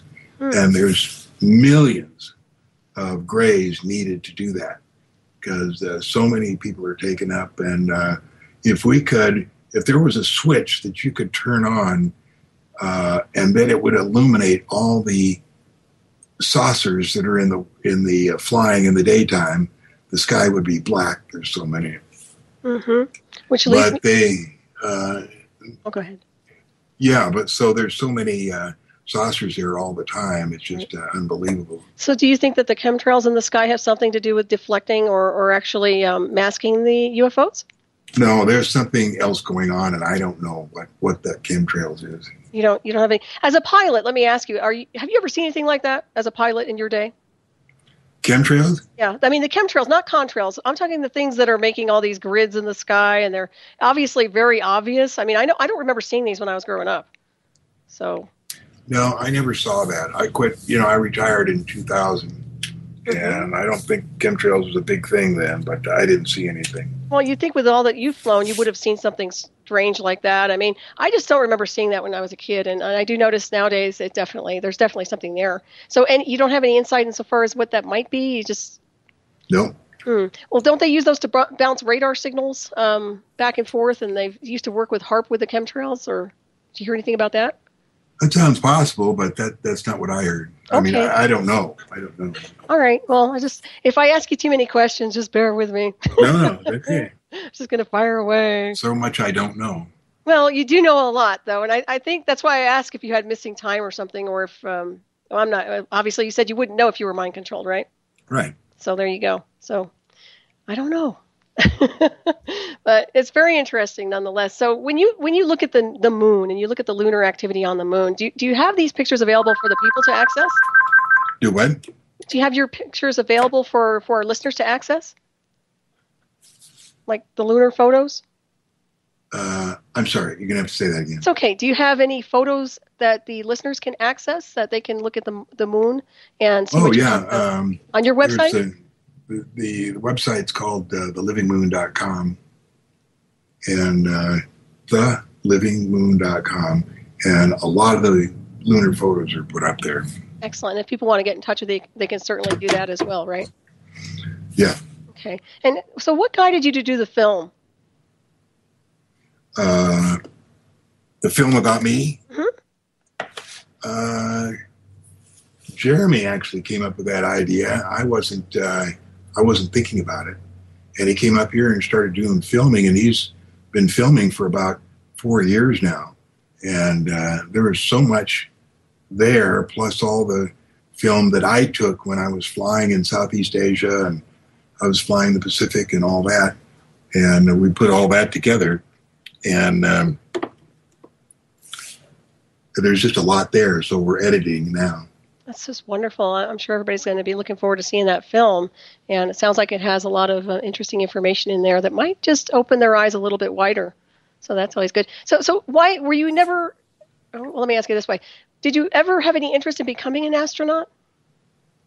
No, because very early I found out I was colorblind, which was eliminated me from the Air Force and just about everything else. So I knew I was going to have to do something else.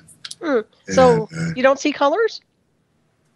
I can't see. I'm what they call medium red-green colorblind, and I can't distinguish between red and green. So at this time, that's a requirement for getting your medical certificate, and then you can get a waiver, a demonstrated waiver, and that's what I flew with all that time. Oh, wow. Yeah, I would think that it would be kind of interesting to be an astronaut, but you never know. With technology these days, they can pretty much do everything. They're getting really good with the new artificial intelligence. That's for darn sure. Yeah, the problem with being an astronaut or being with the Air Force or anything like that, you can see some stuff that you'll be limited forever not telling anybody. And I want to be able to tell everybody the stuff that I find out. Right. So you're more of an independent then. You just do your own thing and research. Yeah, I like that too. And I think that's important. And at the same time, how much of your information do you feel is 99.9% accurate?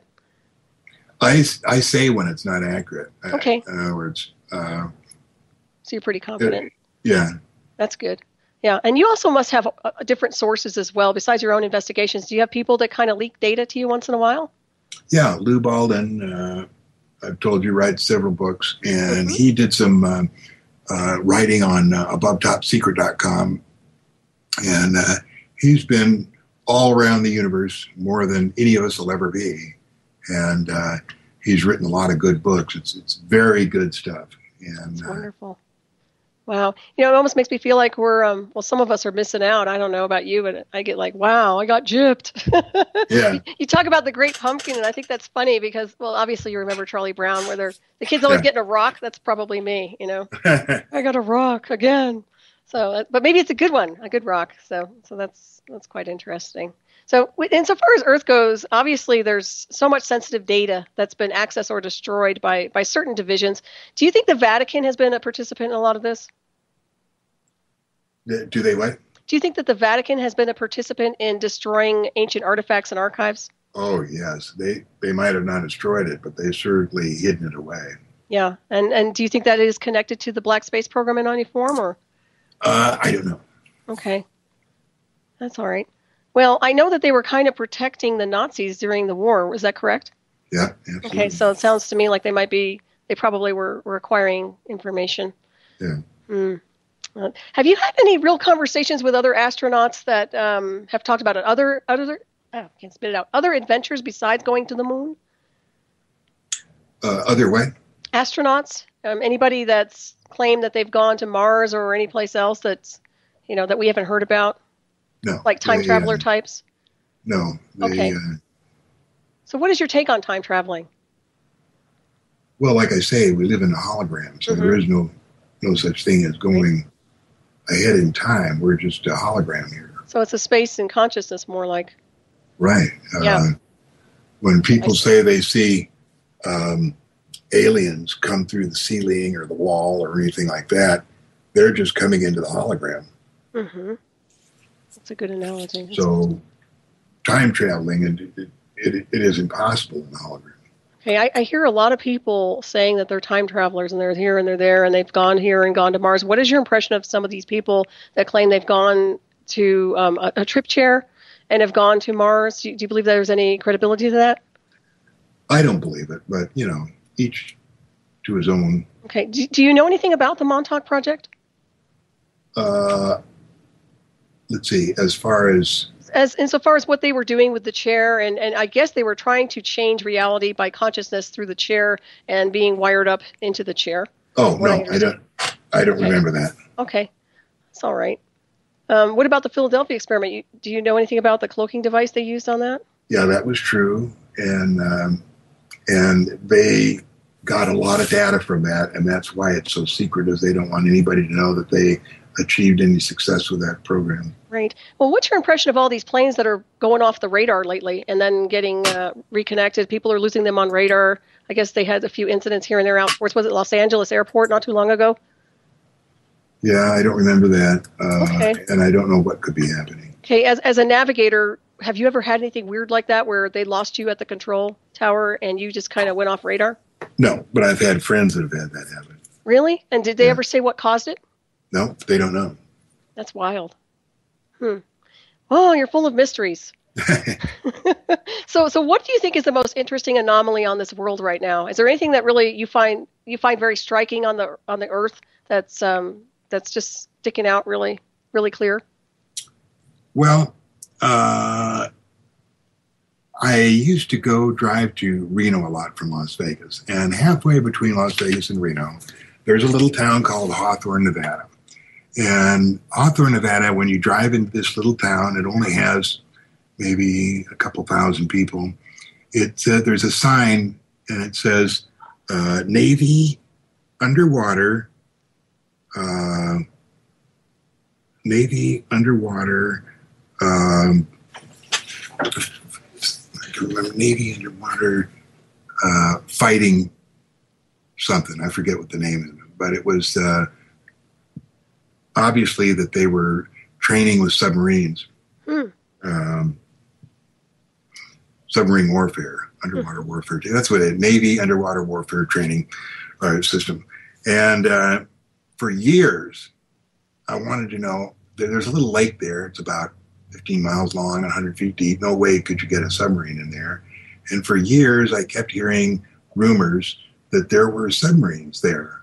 And about 6 years ago, I finally found out what it was, is that the 11 western states of the United States sit on a platform of rock. And there's another name for it, I can't remember, but it floats on the Pacific Ocean. So that in this entrance, you can enter this ocean. Actually, the Pacific Ocean underlies the 11 western states. And you can get in there by this cavern in Monterey Bay. And you can take your large nuclear submarine, navigate to this cavern, and just go eastbound into the ocean that underlies the 11 western states. And what they did is in Hawthorne, they built a elevator that can go down. The elevation of Hawthorne is 3,200 feet. So they built an elevator that goes down 3,200 feet to the exact level of the Pacific Ocean. Wow. And there's a big submarine pen that can have about 30 submarines. And what they do is in Hawthorne, they have built all the weapons and munitions for submarines. But instead of shipping it by road out to San Francisco or south to San Diego, all they do is put it in this elevator and send it down to the submarines who are floating in the Pacific Ocean. And then the submarines can take it back out, or they can float around the ocean under the 11 western states. There's an entrance at Lake Tahoe. There's one at Pyramid Lake. There's one at Sandpoint up in Idaho. There's one in Washington State. There's one in China Lake, which is the Navy base in California. Mm-hmm. I also heard there's one in Las Vegas. Wow, that's incredible. That's amazing. So what is their form of communication? Does it change at all because they're using that type of a route? Now, what's that again? How is their communication being established underground through the subs? Is it the same as it normally would be in the water? I mean, over in the oceans? Has it changed at all? I don't know. You're saying how do the submarines communicate? Yeah, I mean, basically, if they were in the ocean, I can understand whether it be sonar or whatever. But how are they communicating underground over in a different corridor, so to speak? Is it the same type of communication? I don't know. It'll probably be just regular VHF communication, or I don't know how they would communicate under. The reason I'm asking, I'm wondering if they can be picked up by anybody. I mean, if they're having these secret ways of navigating, is there a way to pick them up for your average Joe? I see. The submarines talking? No, I don't know that. Okay, I'm all about the signals, by the way, in case you haven't noticed. Yeah. So it's interesting. So how do you think they find their recruits? Are these guys all military, or where do they get these guys? Where does what? Where do they get their recruits for these projects and these undergrounds? I'm sorry, I have to say that again. That's okay. I heard your dog bark. Where do they get the recruits? Where do they get these people for these underground projects?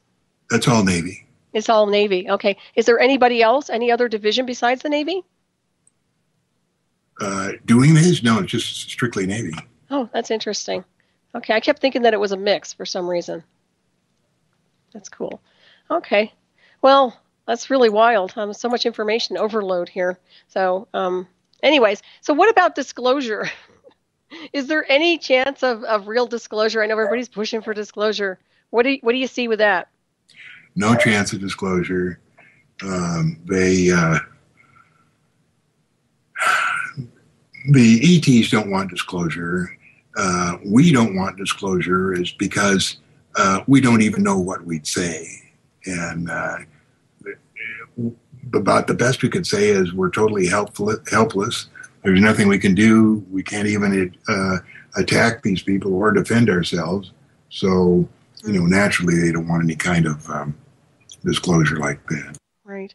Well, you're familiar with the military abductions, I'm sure, MyLabs, where people are being taken and supposedly things are done to them and they're being programmed to some degree. So what is their mission with these people? I mean, if they don't want disclosure, why are they creating so much attraction by inducting people? You there? Uh-oh. I lost him. Hang on. Where'd he go? Hang on, everybody. Are we back? Yeah. What happened? Did you hang up on me? I accidentally disconnected us. I need to know how to get the volume up, and I'm not having success. Oh, you can't hear me? I'm sorry. I'll try to speak louder there. Not sure what I was asking you at that point, but I think I asked you about the recruits, so that's good. But you can hear me okay? The volume's very low, and I need to know how to turn up your volume. I'll turn up mine. I don't know if that's going to make a difference or not. Maybe Keith can boot it up. Keith, can you boot up the volume on my end at all?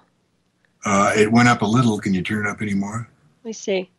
I'm going to turn it up on my side. Can you hear me now? Just barely. Wow. Keith, can you boot up my volume a little bit so that John can hear me if you're back there somewhere? Hopefully he can do that. How does that sound? The same. That's we can weird. Make it if... I just want to know why I can't hear it. I'm going to have an adjustment here. Hold on. Okay. Okay, say it. Okay, so can you hear me better now? Perfect. Okay. All right, he can hear me now, Keith. Sorry about that. All righty. So I was asking you about the MyLabs. I mean, if a lot of people get inducted into these military abductions, and so I'm asking you why would they create this kind of attraction if they don't want disclosure insofar as taking these people? Because a lot of these people are coming forward now. There are a lot of people coming out about what's going on with being taken into the underground. So if they don't want this disclosure happening, why do you think why do you think they're inducting people and creating? Don't know. Okay. Don't know. The abducted people aren't supposed to talk. Maybe they haven't figured out how to keep them from talking. That's a possibility as well. And do you still stay in touch with Bob Lazar? Yeah, all the time. He was here a couple of months ago. We were celebrating the 25th anniversary of going out and seeing the flying saucer. That was March 22nd, and that was 1989. So he came into town, and George Knapp interviewed him, and I met with him and also Gene Huff, and we were the three out there. And yeah, I talked to him on the phone every once in a while. Nice. Well, it sounds like he's just kind of doing his own thing now, huh? Yeah, he has a company called United Nuclear, and he sells scientific equipment to colleges and universities and different companies around the world. Good for him. I'm glad. That's good. I know he took a lot of heat for that, coming out originally. So I'm actually glad he did, because it seemed like it put a lot of momentum behind a lot of these things that are going on. Yeah, he says he's sorry he did now because he'd rather be in the scientific program, but he doesn't remember that how uncomfortable it was not knowing what you did during the day. Right. And that leads me to ask you, if we were on another planet, say, do you think that we might have memory loss there too, where we would be erased to some degree of our earthly experience? No, what's that? This is a theoretical question, but say if people were on another planet, say we go to Mars, would all the memory in the database of what we did here on Earth be erased, do you think? No. Okay, that was my question. Well, that's interesting. Well, I can understand why he would be interested in all that, because I find it fascinating myself. Now, you talk a little bit about gravity jumps when you guys were witnessing these craft. Can you elaborate on the gravity jump? What exactly is that? A gravity jump is just where the object jumps from position to position instantaneously, and it looks like you're not moving at all, but what they do is they pull space towards them from a different place, and then they just turn it off, and they actually unite or coalesce with that part of space that they pulled towards them. That's called a gravity jump. It's really fascinating. It almost sounds like when you were talking about the holographic planet, it seems to me like that would almost seem like a holographic experience, or any connection? That's a real experience. Okay, that's real. And how do you know the difference between the holographics versus a real craft? What's the giveaway? Well, there is none, really. Okay. So you just have to use discernment? Yeah. Well, that's interesting. And did you notice anything... when you guys were observing these crafts, did you notice anything jamming your own, anything like your cars, anything electronic? No, Bob was the only one that got to go inside and get close to it, but there was nothing there that looked familiar. It was all flat and it was all molded. So, there weren't any controls or dials or anything like that. That's really interesting. Yeah, I think he did mention that it was smooth, if I'm not mistaken. Right? The craft. Yeah. So, but it didn't run interference electronically with anything you guys had electronically, even from a distance, right? No. Okay. Yeah, I've always heard that people get interference when they're encountering sometimes certain craft. Now, there are a lot of people that are having sightings, and it seems to me like it's getting more and more prominent throughout the United States, at least. So what do you think is happening here where we're getting more and more, I don't want to say visitation, but obviously there's something going on? More people are realizing that there's something going on. It's the same stuff, but there's more people aware of it. Yeah, I agree with you on that one. Seems like they're getting, they have their little iPhones too, and they're trying to capture images. Now, how much of that do you think is really a credible image versus just some kind of anomaly in its own? On their iPhones? I think it's all real. You do? Okay. Yeah, I'm always wondering how much of that is just maybe something with the lights, or something natural with plasma and energy, or is it something else? But That's good to know. So what do you think about, is there anything that you think is connected between the spirit world, spirits versus UFOs? Do you think there's a connection between the two? Yes, but it'd be hard to explain what it is. Do you know what it is? Everything is spiritual. That's true. I agree with you on that one. Everything is spiritual. That was an easy answer. And that's simple. Very good. Yeah. So what about in the underground bases now? They have a very fast way of traveling underground. Is it like through these magnetic rails? Is that right? The magnetic rails is pretty slow, but there's other ways they go underground. There's the unit that the Navy has. Apparently, they're using something that was here that was built by a civilization prior to ours, and the entrance is at San Diego.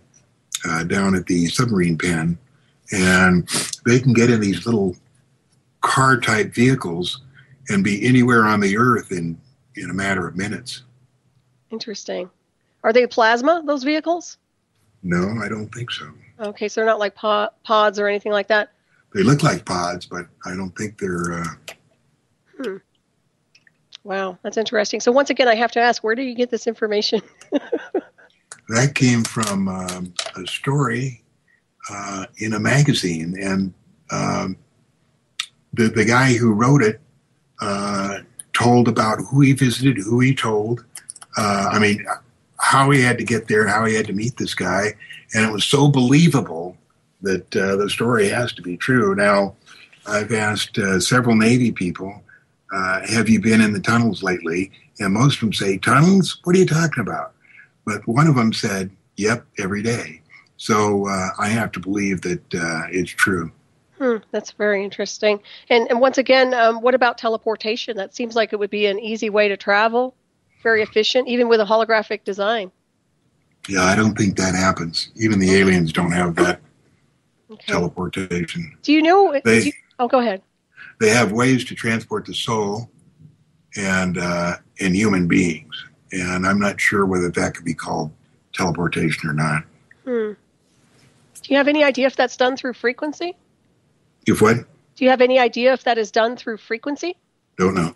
Okay. Seems like it might be. That's the way I would see it. So what do you think about giants?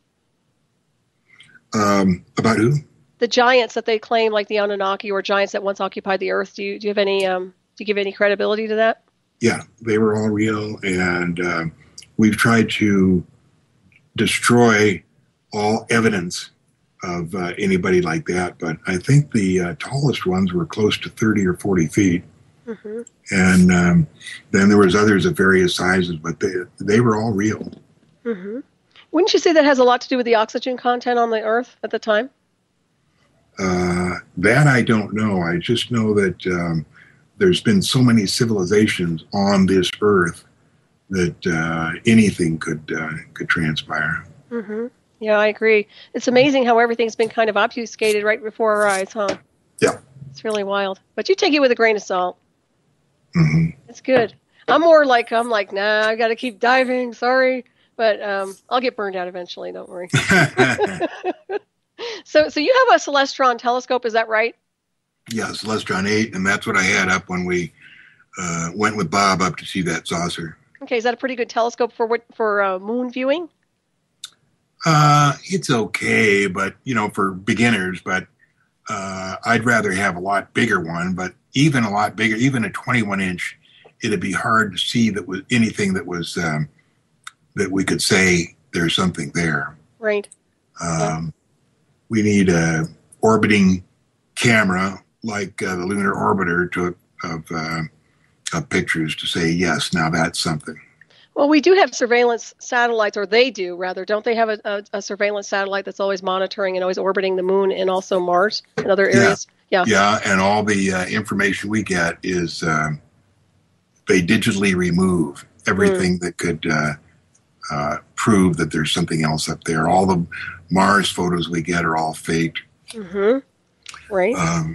I think all the Mars photos are taken in either Death Valley, and some of them are taken up in northern Canada. It's so funny. I get that same vibe too. And I almost feel like Mulder, I do want to believe, but yeah, it seems like there's just so much of that. But after a while, it's like you're getting numb to the illusion to a point where what's the point in even looking at it unless maybe they slip up at some point. Right. Yeah. So insofar as the Google Earth real time goes, obviously that's for military and intelligence departments, but not for regular Joes who are just looking at Google Earth, which I can never understand why people Google Earth on a regular basis if it's not real time. So what do you think about that? Yeah, exactly. They've digitally removed everything that we could see. Mm-hmm. It'd be interesting. And the guy that's controlled all of the Mars data was a guy named Michael Malin. And in 1975 to 1980, he was a very, very knowledgeable and educated guy, and he was promoting a lot of the Billy Meyer stuff. And what the higher-ups can't stand is somebody who's well-educated and pushing some of the stuff that they don't want known about, which is the Billy Meyer case. Mm-hmm. So they took him, his name was Michael Malin, and they said, we'll give you all of the Mars photos that come down, and it can be your choice on what to release. And so all those Mars photos come through Michael Malin's systems. And really? He decides, and so he decides what the public can see and what they can't. Oh, that's terrible. So just next time you look at any Mars photos, just look at the little subscript. It says Malin Space Systems. Yeah, and so it's kind of like, I want that job. Yeah, it's real interesting, isn't it? Well, then once again, now who has access to the real-time Google Earth? Yeah, who does? Is that military? It would be covert intelligence, wouldn't it? Is there real-time Google Earth? Oh, sure there is. The military has it. I mean, the people, the mass collective wouldn't get it, but I'm almost 100% positive we have real-time Google Earth. Yeah. I want it. I want it. That's what I was going to say. I'm sure you would have access to it, right? Come on, John. I'd love to see that. You sneak. When I looked at your picture on Facebook, you have all of these cameras everywhere. Now, I work surveillance, and I've been in surveillance rooms, and I understand monitors. I'm telling you, that's what it looks like. So, anyways, I'm just teasing you. But yeah, do you have your own surveillance room going? I wish. If I had a full-time or real-time surveillance, the first thing I'd want to see is the area between Tonopah Test Range and Groom Lake. There's a new secret base called Sandia, and I'd like to see that one. Nice. And they've obviously got it hidden, and it's could be hidden by holographs, but I'd still like to see what it looks like in real time. Well, that'd be interesting. Well, how long has that base been there? Sandy has been there, let's see. They started to build it in 1980, and it was done in 1985. Mm-hmm. And they had a problem of how to get the workers there, because there was a couple thousand workers that had to go up there. And if they got more 737s, that would give away the fact there was somewhere else where they were going. Mm-hmm. So they built the high-speed maglev train that goes from McCarran up to Sandia, and it starts right there at the Luxor Hotel and also goes to the Bellagio Hotel. And the reason they go to those two hotels is there's parking for the hotel guests, but the workers can park there and nobody would know that they were going somewhere else. Well, that's interesting. I was right there too, just not too long ago, just 3 weeks ago or so. Oh, it's really interesting. Well, lots of things happening. What do you think about the technology that they do have? Did they actually move some of that technology out of Area 51 or S4 and onto another area across the globe? Yeah, of course. See, Area 51, that's just one that was close and we knew about. But in those days when we first started talking about Area 51, there was 30 other air access only bases like that. Mm-hmm.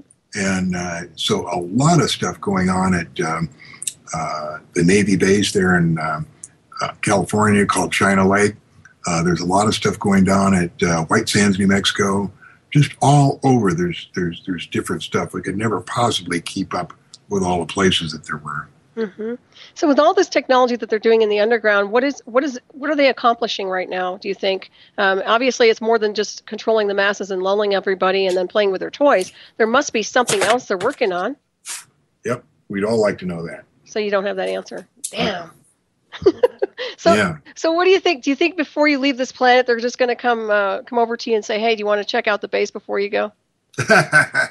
You don't think that'll No. happen? No. Do you ever No. think that maybe somebody who's a lot better will take over those areas and maybe things will be better? No, I think the head of MJ-12, his name is, or used to be, his name is Admiral McConnell, and he's the one that was responsible for getting Bob Lazar hired up at S4 because he knew that Bob Lazar would tell me the stuff and that I would release it.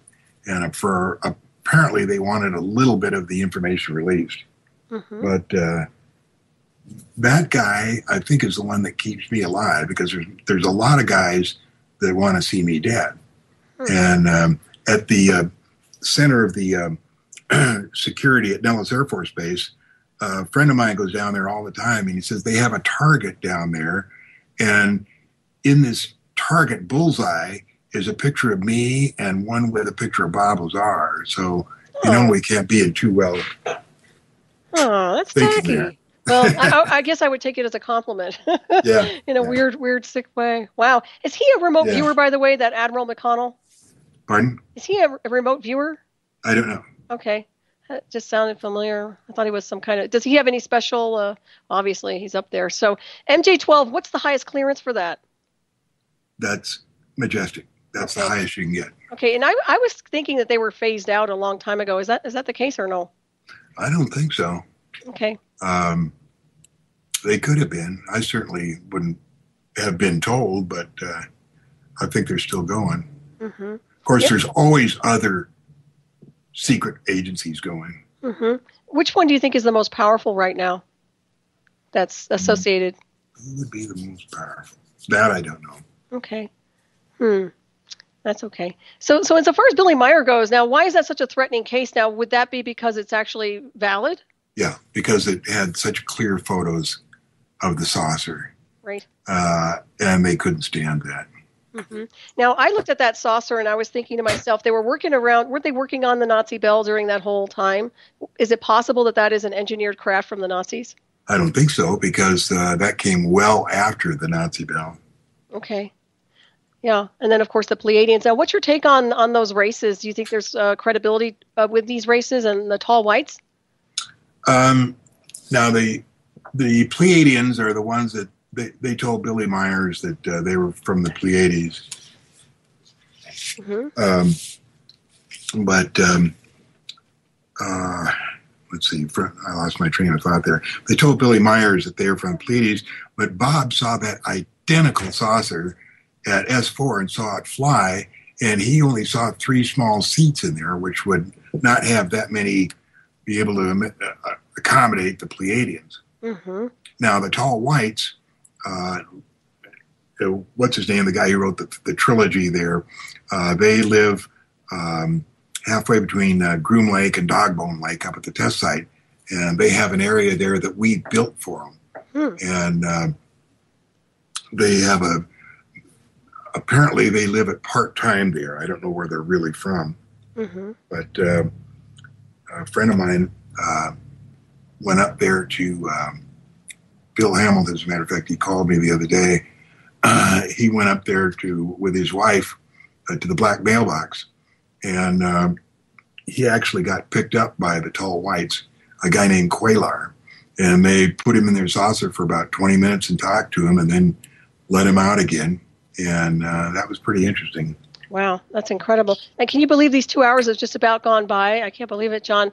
What an honor it's been to talk with you this night, and I really appreciate you being here on the show. I wanted to thank you very much. And before we sign off here, how do people get in touch with you? What's the best way for them to do that? Would be John Lear at Cox.net. Excellent. And, of course, you do respond to emails and all that good stuff? Oh, yeah. Excellent. And do you take any leads from other people if they want to provide data to you? Do you investigate that also or no? Sure. Okay, excellent. And of course, stay tuned, everybody. I want to thank everybody for tuning in, first of all, and appreciate everybody listening tonight. I hope you enjoyed the show. And stay tuned for the Mallory Report, by the way, coming up next. And of course, a special thank you to my producer over there, hidden in the shadows, Keith Rowland, who does an awesome job. And I think that's about it. But one more question before we sign out here, if we even have time. What's your take on implants? On what? On alien implants. Yeah, there's a lot of them. Yeah. Okay. So are you familiar with, obviously, the late Dr. Roger Lear? Sure. Okay. So do you realize that some of those were actually registering air traffic control signals? Oh, I didn't know that. Yeah. I have some information on that. So anyways, just thought I'd let you know. And on that note, everybody, thank you very much. Have a great week. And thank you, John, again. Appreciate it. Okay, thank you.